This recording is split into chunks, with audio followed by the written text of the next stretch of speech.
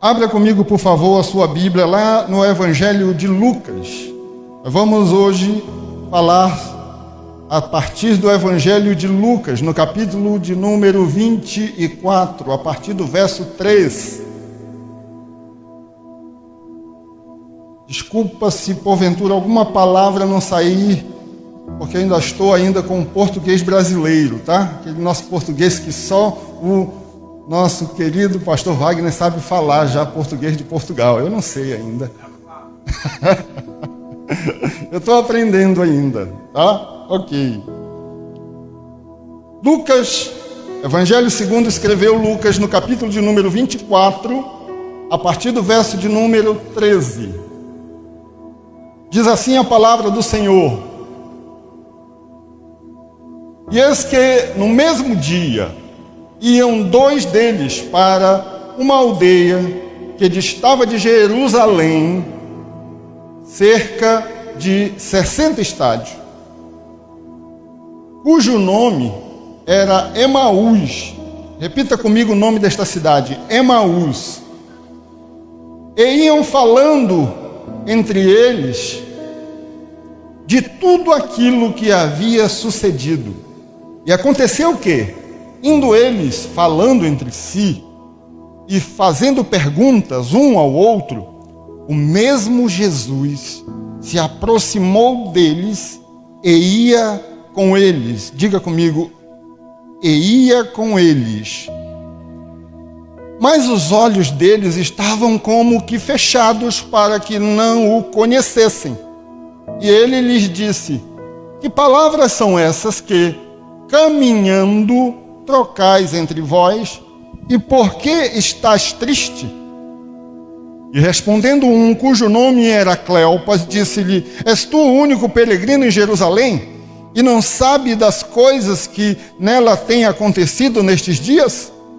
E ele lhe respondendo: Quais?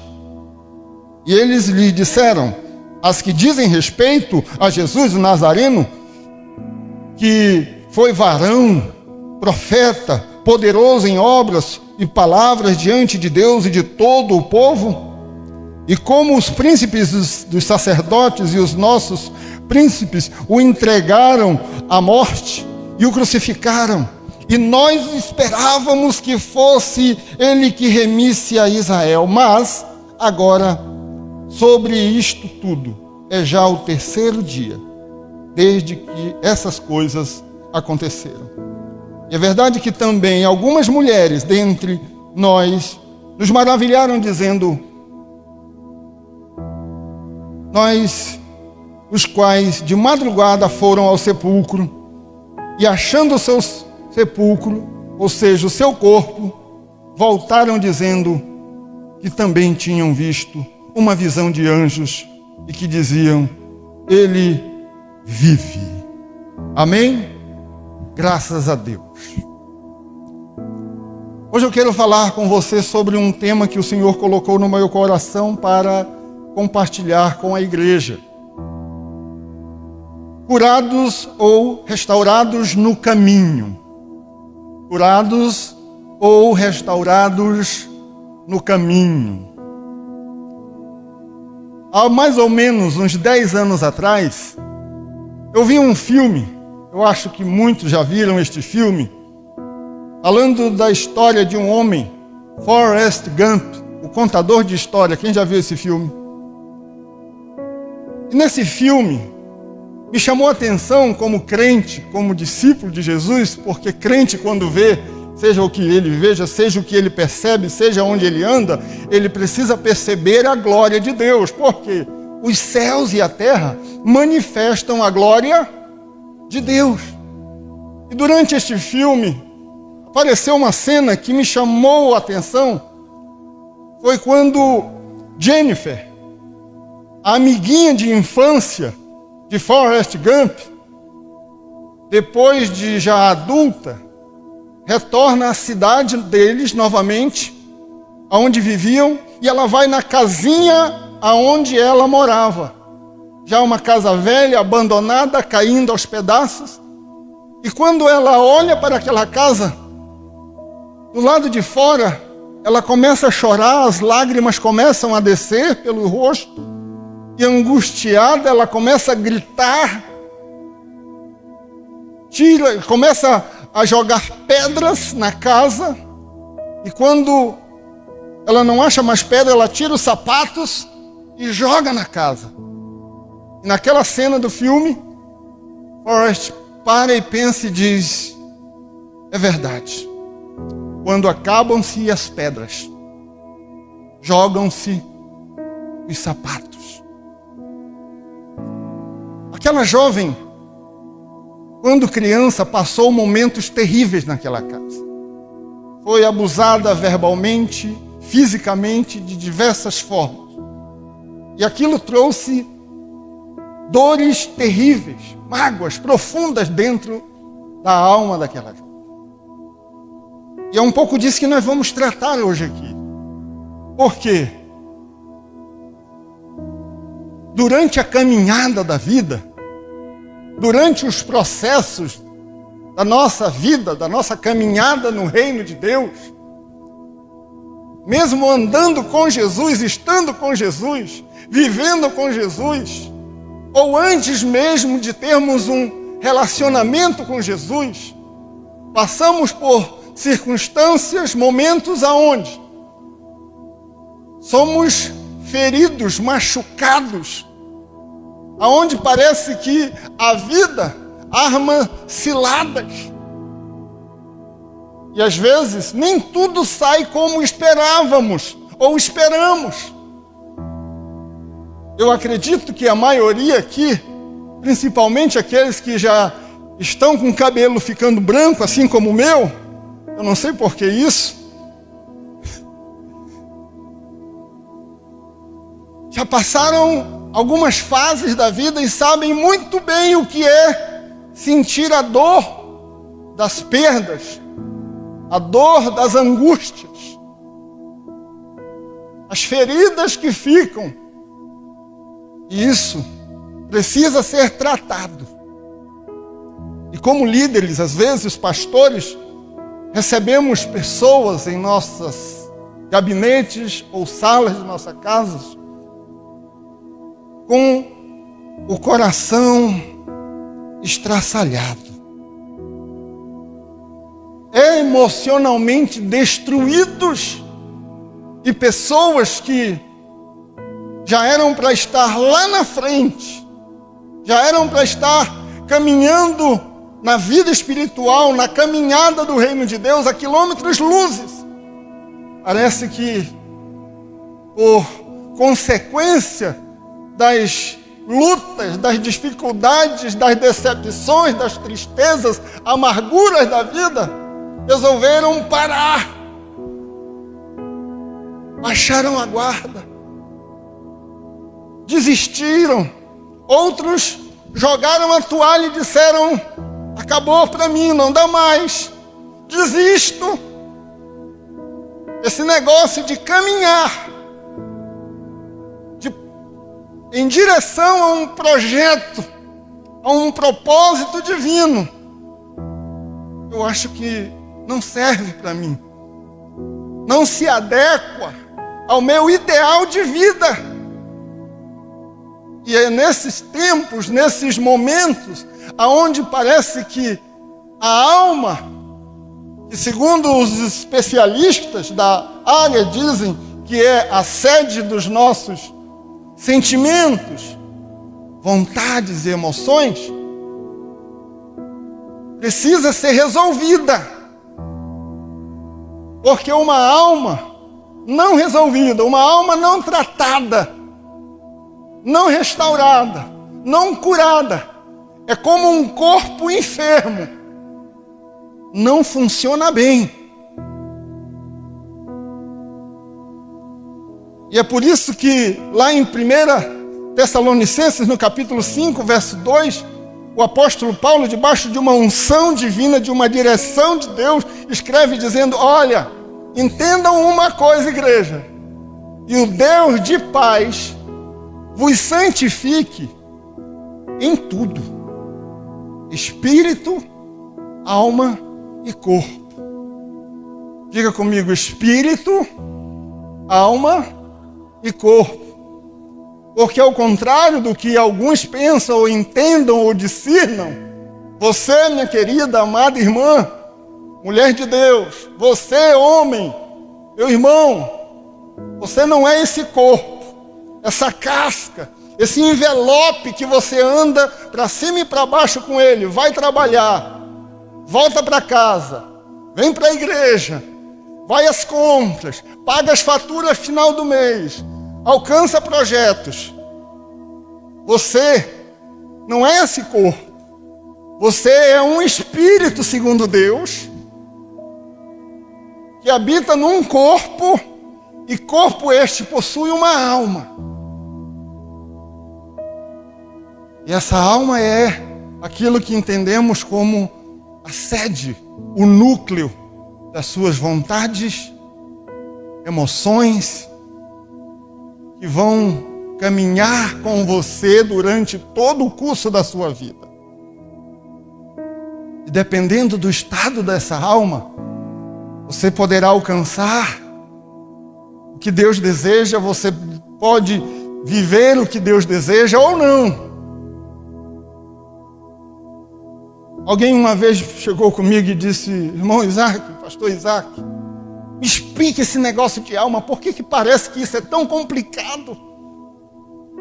Porque parece às vezes que eu não entendo essa minha estrutura humana. Eu ali disse: Deus me ajuda agora. E de um momento para o outro o Senhor me fez ver o celular. Eu disse para essa pessoa: vem cá, você tem um celular? Tenho. Pois é. Você é como um celular. É isso mesmo, esse aparelho é o seu corpo. Só que esse aparelho, para que ele funcione de fato e ele cumpra o seu objetivo, ele viva, ele precisa ter um chip da operadora. Esse chip podemos dizer que é seu espírito. Mas esse aparelho pode ser o seu corpo também. Espera aí. E Deus, onde é que fica? Pois é, Deus é como essa operadora que deseja se relacionar com o seu espírito. Assim como a operadora se relaciona direto com o seu chip. Se comunica, e aí vem a Bíblia e diz que o Espírito Santo testifica, se comunica com quem? Com o nosso espírito. E a alma? A alma está diretamente ligada, ou dentro de nós, como a memória desse celular. Eis aí a razão por que, causa e motivo. Você já percebeu que de vez em quando você enche a memória desse seu aparelho de tudo que mandam para você? Vídeo, fotos, mensagens. E aí o que acontece? Quando a sua memória do seu aparelho fica cheia, até de coisas que não prestam, até de coisas que não são boas, aí o seu aparelho começa a deixar de funcionar. Assim somos nós. Aí essa pessoa diz: é isto exatamente. Era mais ou menos isso que estava acontecendo na vida destes 2 discípulos de Jesus, cujo nome de um deles era Cleopas. E diz o texto que iam falando entre eles. Esses 2 discípulos, interessante que eles eram discípulos de Jesus. E isso nos revela, nos mostra que apesar de sermos de Jesus, às vezes andarmos com Jesus, nós não estamos isentos de lutas, de temores, de ressentimentos, de traumas, de angústia,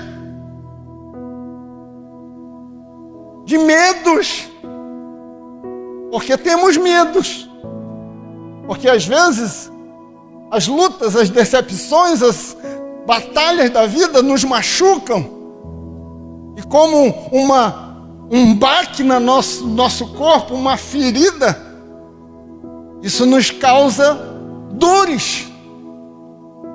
E como todo machucado, como toda dor, precisa ser tratada. É por isso que Jesus vai e diz, olha, aos escribas, aos fariseus, aos religiosos da sua época, diz, olha, os sãos não precisam de médico, mas os doentes.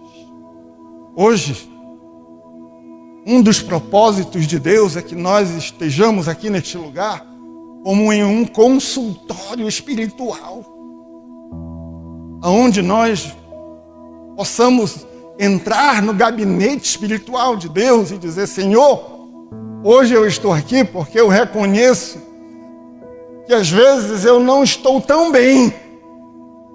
Você já percebeu que de vez em quando você não se acorda bem? Você não se acorda de bom humor? Você não se acorda com a alma alegre? Você já percebeu que de vez em quando parece que as angústias entram porta dentro do seu coração? E do nada você começa a chorar, as lágrimas descem o rosto, e você está lá naquela cozinha fazendo o almoço, lavando a louça, e de repente começa do nada a dizer por quê, qual a razão, qual a causa. Lá no trabalho, lá naquela empresa, ou dirigindo o carro, parece que entra uma pressão dentro de você e você diz, que é isso? Que angústia, que dor.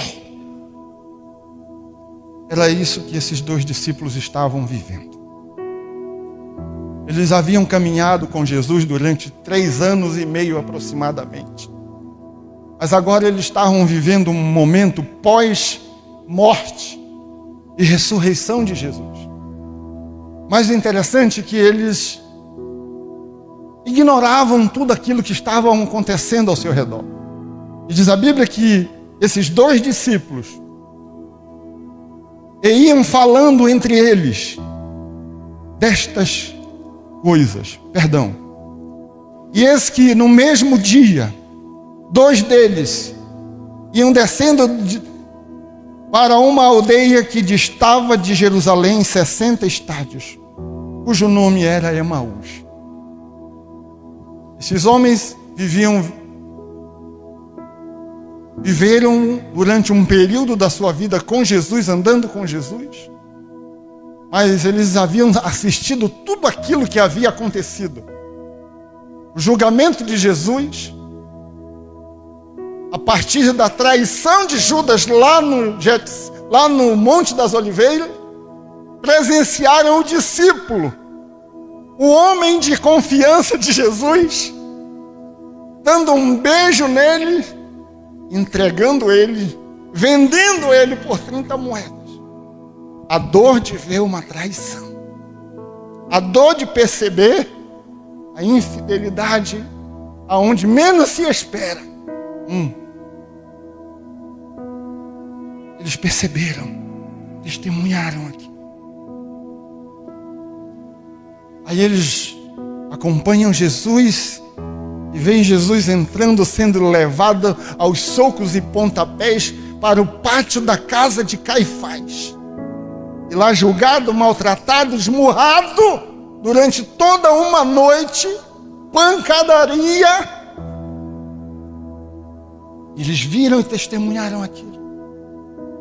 E por fim, chicoteado, crucificado, morto e sepultado. E numa mente humana, natural, eles disseram, está tudo acabado. Acabou. Já foi. Terminou. Não dá mais. Acabou. Os nossos sonhos, as nossas expectativas de dias melhores. Não dá mais. E diz a Bíblia que eles então olharam para trás e disseram: vamos voltar da onde saímos, da nossa querida e amada aldeia, Emaús. Porque quem às vezes está machucado, destruído emocionalmente, já percebeu que busca, ou buscamos um lugar de refrigério, buscamos um lugar onde as pessoas nos aceitem, ou possam nos aceitar melhor. Eles saem de Jerusalém, o lugar da casa do pão, porque este é o significado de Jerusalém, e decidem ir para Emaús, a cerca de aproximadamente 30 quilômetros. E ao voltar para Emaús, cujo nome significa lugar das pedras e das águas quentes, porque o que eles queriam de fato, de verdade, agora, depois de tudo aquilo ter acontecido no mesmo dia, eles disseram: vamos voltar para o lugar de refrigério. Nós precisamos ter as nossas forças revigoradas. E esses discípulos estavam querendo nada mais, nada menos do que ter as suas forças revigoradas. Mas aí a Bíblia diz que entra em cena Jesus, e iam andando entre eles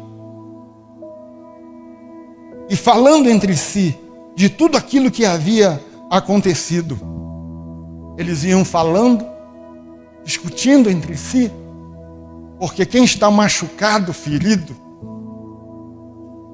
porque quem foi decepcionado, já percebeu que as pessoas geralmente, quando se decepcionam, se machucam, a linguagem dela gira em torno apenas daquilo que elas sofreram? Este era o sentimento desses discípulos. Estavam discutindo sobre tudo aquilo, a forma que Jesus havia sofrido, como havia sofrido, as angústias, a coroa de espinho, as chicotadas. E enquanto eles vão falando, remoendo dentro deles tudo isso, e aconteceu que, indo eles falando e fazendo perguntas um ao outro, o porquê, para quê, isso não devia ter acontecido. O mesmo Jesus aproximou-se e ia com eles. Diga comigo: o mesmo Jesus ia com eles. Sabe o que eu estou hoje aqui para lhe dizer? Apesar das tuas dores, apesar dos teus temores, apesar das nossas fraquezas, apesar das nossas debilidades, Ele caminha conosco. Eu amo quando Jesus diz aos seus discípulos: filhinhos, eu não vos deixarei órfãos, mas eu vou enviar a vocês o outro Consolador. O Espírito da verdade, o qual o mundo não conhece. Ei, aleluia! Mas vocês o conhecerão, porque Ele estará sempre com vocês. De manhã Ele estará com você, pela tarde Ele estará com você, aleluia. À noite Ele estará com você, aleluia. Eu vim dizer hoje aqui que você não está sozinha, você não está sozinho, você não foi abandonado por todos, porque segundo a palavra do Senhor, ainda que a mãe se esqueça do filho que amamenta. Eu, todavia, diz o Senhor, não me esquecerei de você. Aleluia. Aleluia.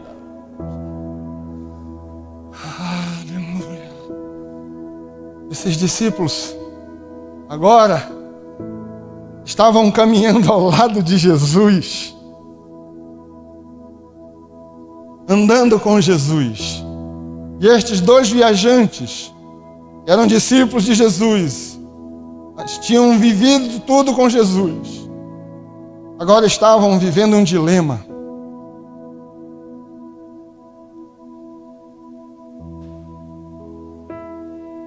Jesus se aproxima dele e faz a seguinte pergunta.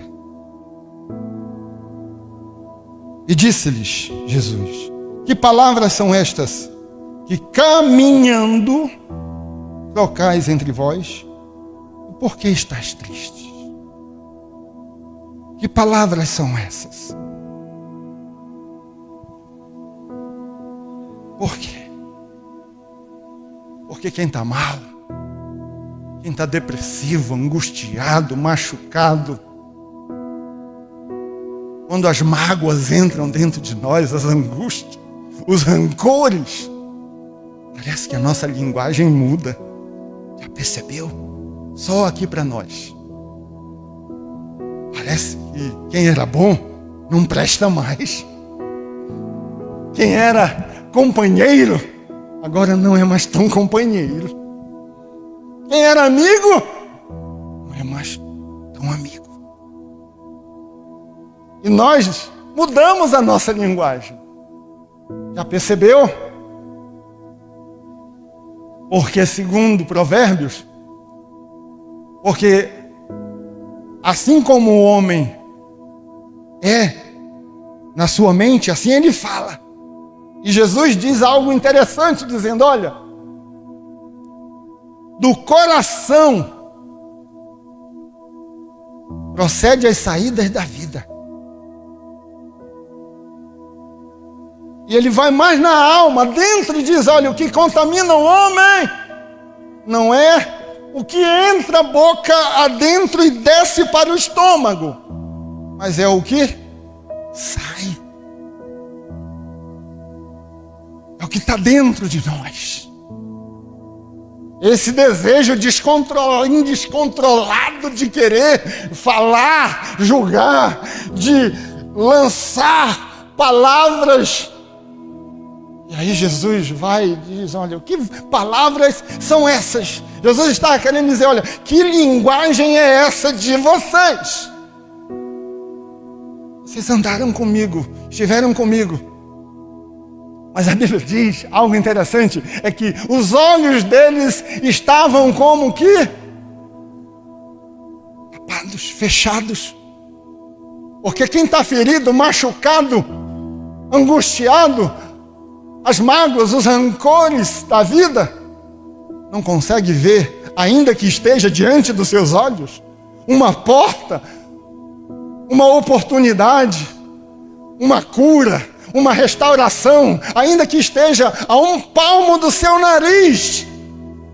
Não consegue discernir, não consegue ver o milagre diante dele. Eram dois discípulos que estavam caminhando, sabe?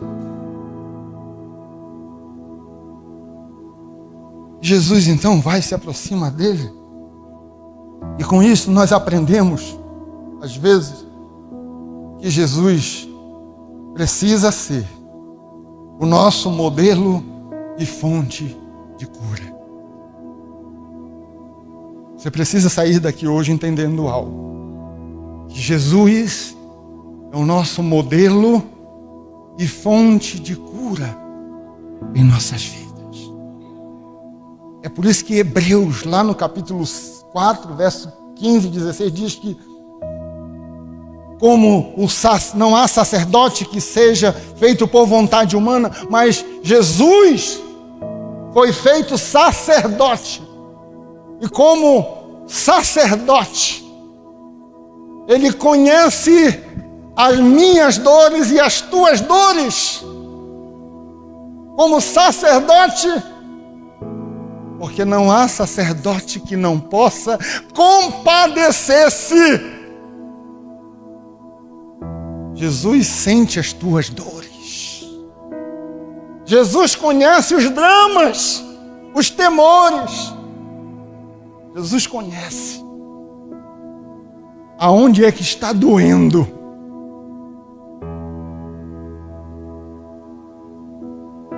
E por fim, nós aprendemos algo lindo, tremendo, que as decepções da vida, em muitas ocasiões, vêm de onde menos esperamos. E essas decepções, elas têm um objetivo didático. Todas as circunstâncias, adversidades na minha vida e na sua vida, eu tenho aprendido que elas têm um propósito didático, para que possamos crescer, amadurecer. Era mais ou menos isso que Paulo queria falar. As pessoas da sua época dizendo: olha, eu queria falar para vocês de coisas maiores, mais altas, sublimes a respeito do reino de Deus. Mas eu não posso ainda, por quê? Porque vocês ainda não discernem. Porque vocês ainda estão se comportando como crianças. Vocês ainda estão sendo bebês na fé. Eu não posso dar o feijão com mocotó, o feijão grosso com tutano, aquela rabada de oi. Vocês não podem ainda. Por isso que eu tenho que dar leite para vocês. Você já percebeu que criança se machuca fácil? Já percebeu que as crianças, vez ou outra, estão se machucando? Parece que às vezes são até inconsequentes. Assim nós, às vezes,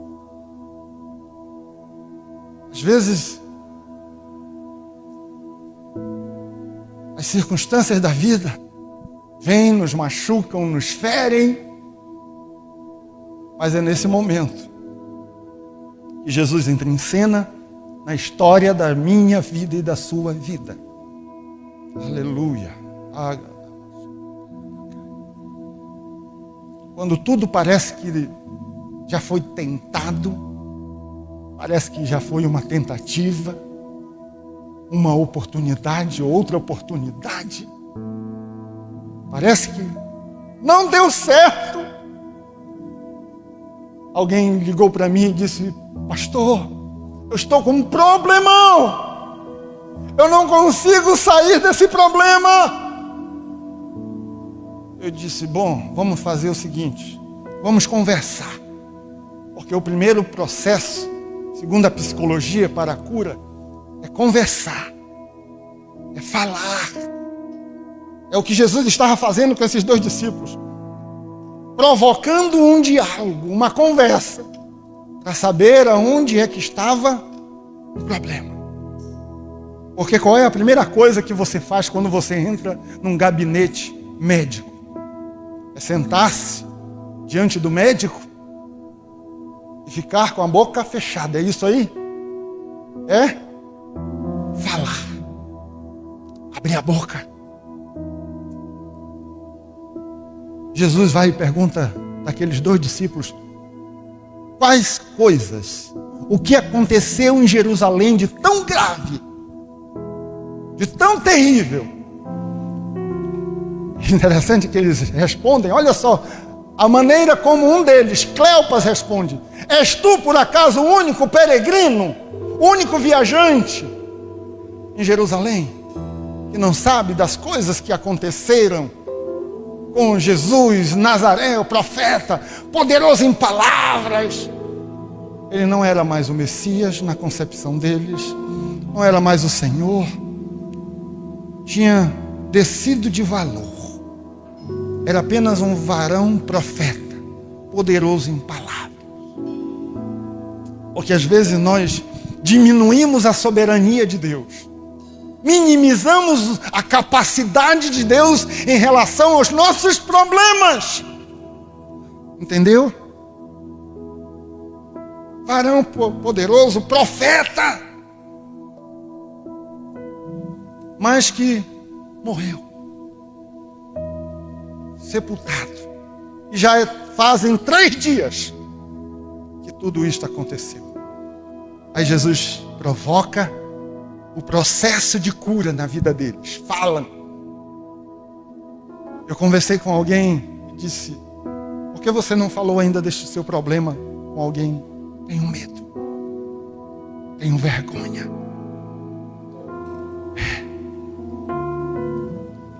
Tenho medo. Que vão pensar de mim? Jesus provocou o diálogo. Porque a cura acontece quando verbalizamos. O médico só vai saber aonde é que está o problema quando você fala. É por isso que quando Jesus vai passando, aquele cego vai e não perde tempo, porque tinha um problema, tinha uma enfermidade, e vai e grita: Jesus, filho de Davi, tem compaixão de mim.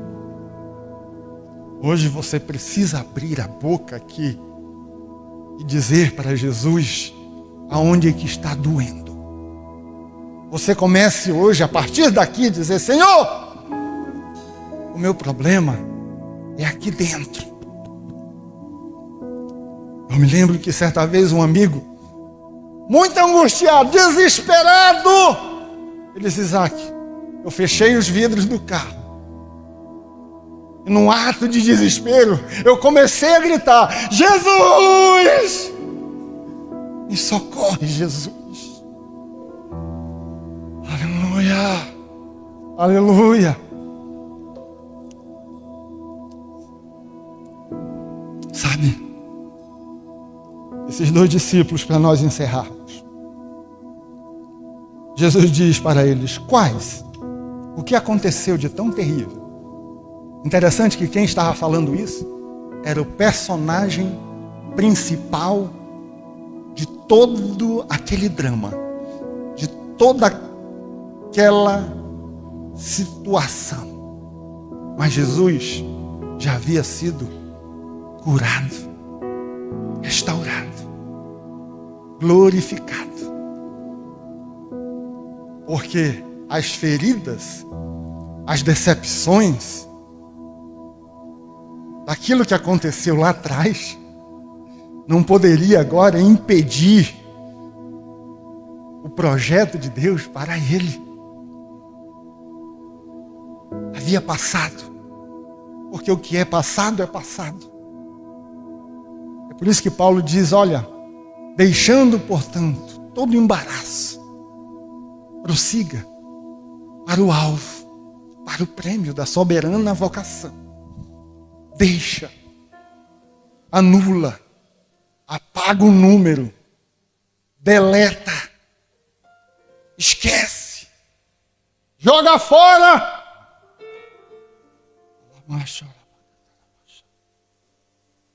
Esquece, abandona, perdoa, libera. Chega, liga e diz: olha, eu perdoo, eu lamento, não era isso, tudo bem com você?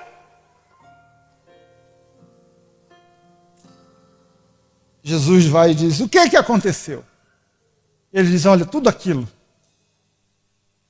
Aí Jesus diz: ó, nécios, tardios, vocês não estão entendendo.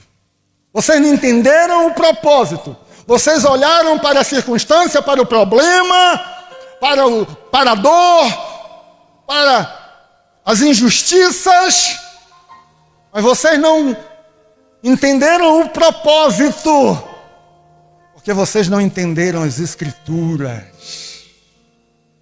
Ó, nécios, tardios. Nécios, na concepção da palavra, significa desinformados. Jesus disse, então vamos fazer aqui um curso intensivo, rapidamente. Jesus começa a curá-los, a partir das Escrituras, porque toda a cura, todo o processo, toda a obra de Deus na minha vida e na sua vida, vai começar a partir das Escrituras. Começando pelos profetas, por Moisés, Jesus lhe explicava que tudo aquilo convinha acontecer, era necessário.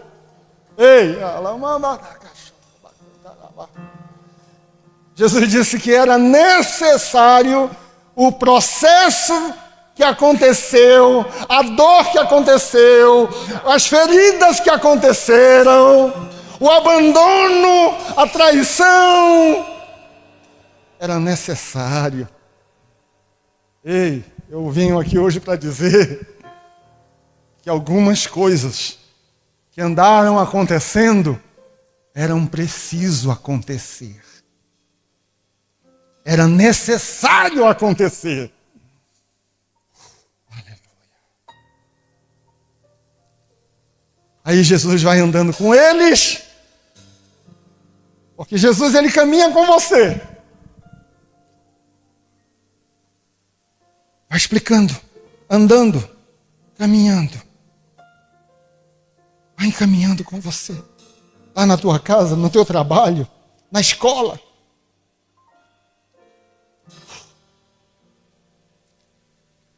Aí Jesus chega próximo da cidade de Emaús e diz, olha, estou indo. Eles, não. A conversa está muito boa. Está gostosa, nós estamos gostando, estamos nos sentindo mais aliviados, curados, porque é isso que Jesus faz quando Ele entra no nosso histórico de vida, na história das nossas dores, na história dos nossos dramas. Aleluia!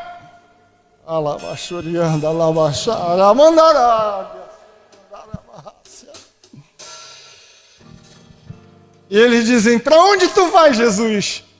Estou indo embora. Ele diz, não, vem com a gente. Eu me lembro de uma canção antiga que diz assim, fica, Senhor, já se faz tarde, vem e fica próximo de mim. Está na hora de você parar de querer fazer carreira solo na sua vida.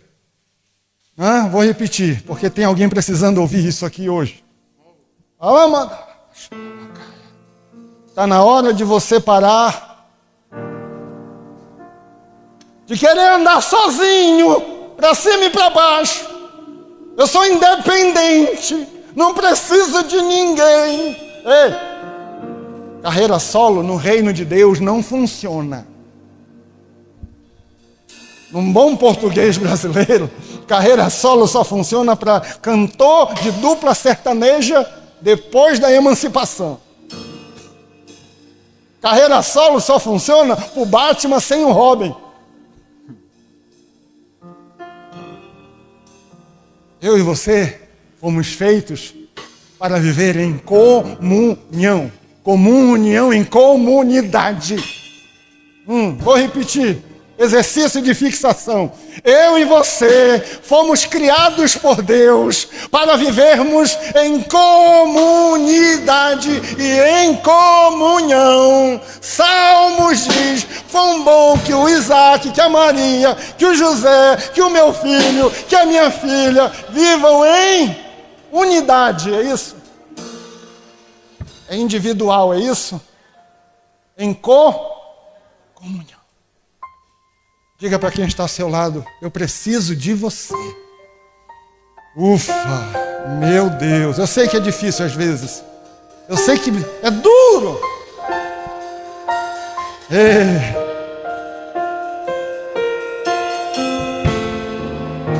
Encerrando, eles vão e dizem, olha Jesus, acabou. Fica aqui com a gente. Aí Jesus leva eles para o ambiente de cura.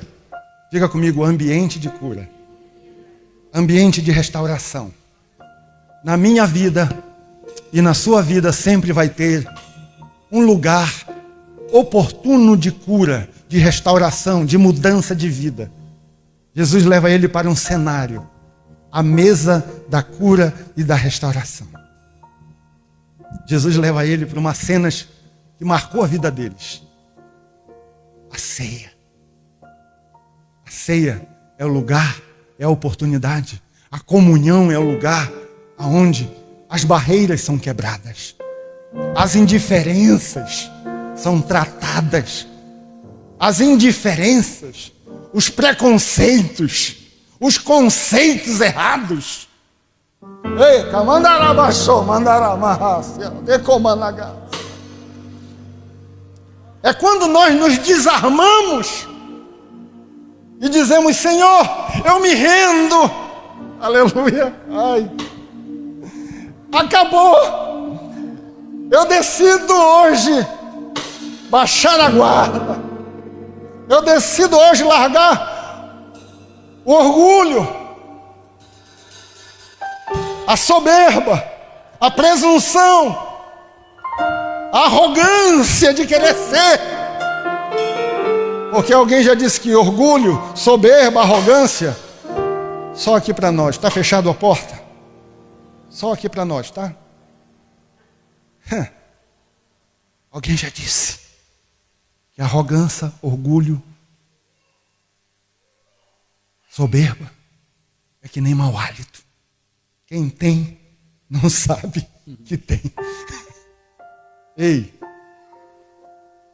é nessa hora que você precisa dizer: Jesus, fica mais um pouquinho. Eu preciso de mudança. Jesus leva ele para um lugar. Fica com a gente, vamos partir o pão. Jesus pega o pão e parte o pão. E no partir do pão, os olhos deles são curados. Porque a primeira característica que Deus está mudando a vida de alguém, curando alguém, restaurando alguém, é a forma como ele vê os outros, a si mesmo, aqueles que estão à sua volta. Porque sabedoria de Deus, na essência da palavra, significa eu conseguir ver as pessoas, o meu irmão, o meu esposo, a minha esposa, meus filhos, meus amigos, como Deus vê. Os olhos deles foram abertos. E eles, opa! Oh, glória a Deus! Aconteceu um milagre aqui agora. Acabamos de saber quem é que estava andando conosco no caminho. Ei, cadê ele? Sumiu, já foi.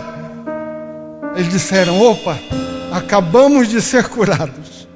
Acabamos de ter a nossa vida transformada. De fato, aquilo que as mulheres lá em Jerusalém disseram, Marta e Maria, aconteceu. Ele já ressuscitou. Porque ele ressuscitou, eu posso crer, como diz a canção, no amanhã. Aleluia. Você pode se colocar de pé comigo, por favor? Levante a mão e diga comigo: porque ele vive, eu posso crer no amanhã. Sabe o que eles fazem quando eles descobrem, quando eles são tratados, curados, restaurados? Eles disseram: opa, descobrimos o propósito da nossa vida novamente. Vamos voltar para a rota que saímos, da onde nunca deveríamos ter saído. Oi? Você sabe por que tem tanta gente mudando de igreja, pulando de um lado para o outro, vai e volta, desiste, cambota, pula de novo, vai para acolá, joga projeto, anula projeto, desiste das coisas. Você sabe por quê? Porque ainda não foi, de fato, verdadeiramente curado, restaurado. Precisa-se de tratamento radical. Não de paliativos. Pare de remediar as coisas. Eles disseram: opa, vamos voltar para Jerusalém, porque o propósito de você ter sido curado, restaurado, a imagem e semelhança de Deus na sua vida, é para que outras pessoas também, assim como eu e você, feridos, machucados nas caminhadas da vida, possamos curar outras pessoas.